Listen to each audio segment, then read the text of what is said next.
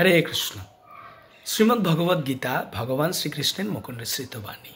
শ্রীমদ্ ভগবদ গীতা শিক্ষা দিচ্ছে কিভাবে আমরা ভগবান শ্রীকৃষ্ণের শরণাপন্ন হব।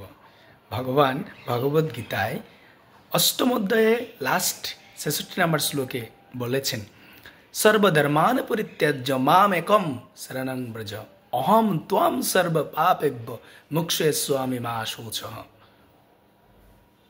অর্থাৎ কিভাবে যদি আমরা ভগবানের চরণে আত্মসমর্পণ করি, ভগবান আমাদের সমস্ত পাপ গ্রহণ করবেন, সমস্ত পাপ থেকে আমাদেরকে মুক্ত করবেন। এই জন্য কীভাবে ভগবানের চরণে আত্মসমর্পণ করতে হয় সেই শিক্ষা প্রদান করছেন ভগবদ গীতায় ভগবান শ্রীকৃষ্ণ। এবং শ্রীমদ্ ভাগবতম হচ্ছে ভগবানকে কীভাবে পূজা করতে হয়, আরাধনা করতে হয়, স্তুতি করতে হয়, সেই শিক্ষা শ্রীমদ্ ভাগবতমে প্রদান করছেন। ওম নমো ভগবতে বাসুদেবায়। আমি ভগবান বসুদেব তনয় বাসুদেবকে আমার প্রণতি নিবেদন করি। আর চৈতন্য চরিতামৃত হচ্ছে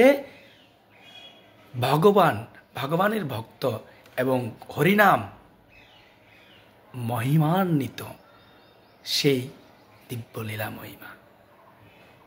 নামকারী বহুধা নিজ সর্বশক্তি তত্তার্পিত নিয়মিত স্মরণেন কাল তাদোষি তব কৃপা ভগবান মমাপি দুর্দৈবই বিদিশ মহাজনি নানুরাগ।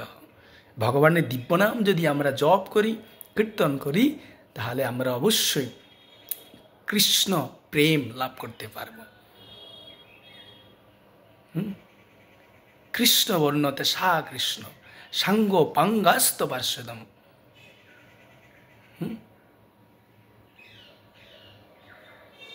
সংকীর্তনয় প্রায় যজন্তি হি সুমেধস। কলিযুগে যে সুমতা সম্পন্ন ব্যক্তি, সে এই হরিনাম সংকীর্তনের আশ্রয় গ্রহণ করবে এবং অন্তিমে সে কৃষ্ণ প্রেম লাভ করবে। এই হচ্ছে শ্রীমদ্ ভগবদ গীতা, শ্রীমদ্ ভাগবতম, চৈতন্য চরিতামৃত।